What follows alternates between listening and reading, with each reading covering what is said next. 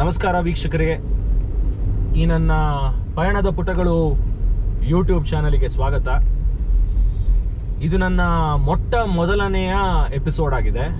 ಈ ಎಪಿಸೋಡ್ನಲ್ಲಿ ನಾನು ಏನರ ಬಗ್ಗೆ ಮಾತಾಡ್ತೀನಿ ಅಂದರೆ ಸೆಲ್ಫ್ ಕಾನ್ಫಿಡೆನ್ಸ್, ಅಂದರೆ ಆತ್ಮವಿಶ್ವಾಸ.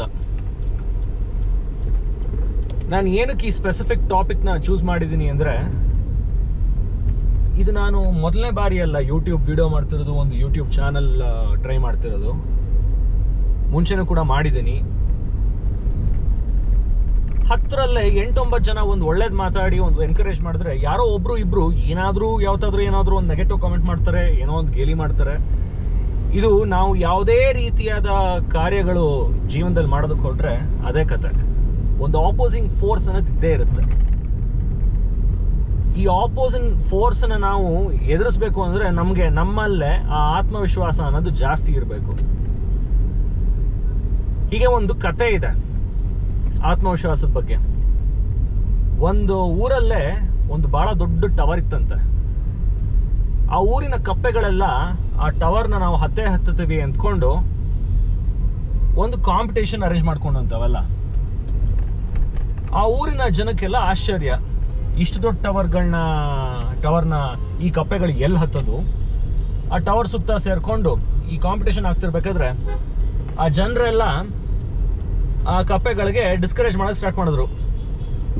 ನೀವು ಹತ್ತೋದಕ್ಕಾಗಲ್ಲ, ನೀವೆಲ್ಲ ಕಪ್ಪೆಗಳು, ನಿಮ್ಮ ಕಾಲ್ಗಳು ನೋಡ್ಕೊಳ್ಳಿ, ಅದು ಭಾಳ ದೊಡ್ಡ ಟವರು.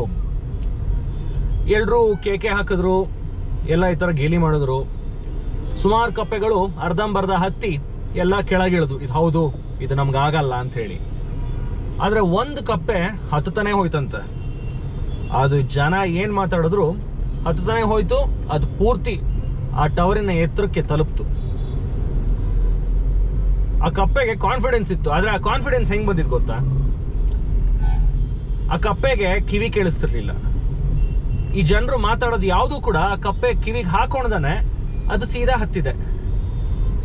ಹಾಗೆ ಕೂಡ ನಾವು ನಮ್ಮ ದಿನಚರಿಗಳಲ್ಲೇ ಯಾವುದೇ ಒಂದು ಚಿಕ್ಕದಿರ್ಬೋದು ದೊಡ್ಡದಿರ್ಬೋದು ಕೆಲಸ ಏನನ್ನೇ ಒಂದು ಸಾಧಿಸ್ಬೇಕು ಅಂದರೂ ಕೂಡ ನಮ್ಮ ಆತ್ಮವಿಶ್ವಾಸ ಬಲವಾಗಿದ್ದಾಗ ಯಾರು ಏನಂದ್ರೂ ಕೂಡ ನಾವು ಅದನ್ನು ಕಿವಿಗೆ ಹಾಕೊಂಡ್ದಾನೆ, ಅದನ್ನು ನಾವು ಮನಸ್ಸಿಗೆ ತೊಗೊಂಡ್ದಾನೆ, ನಾವು ನಮ್ಮ ಕೆಲಸದಲ್ಲೇ ಶ್ರಮ ಇಟ್ಟು ಮಾಡಿದ್ರೆ ಏನೇ ಇದ್ರೂ ಕೂಡ ನಾವು ಜಯಶಾಲಿ ಆಗೇ ಆಗ್ತೀವಿ.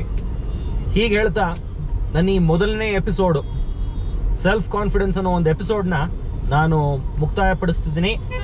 ಇನ್ನು 3-4 ದಿನಗಳಲ್ಲೇ ಮತ್ತೊಂದು ಟಾಪಿಕ್ ತಗೊಂಡು ವಾಪಸ್ ಬರ್ತೀನಿ.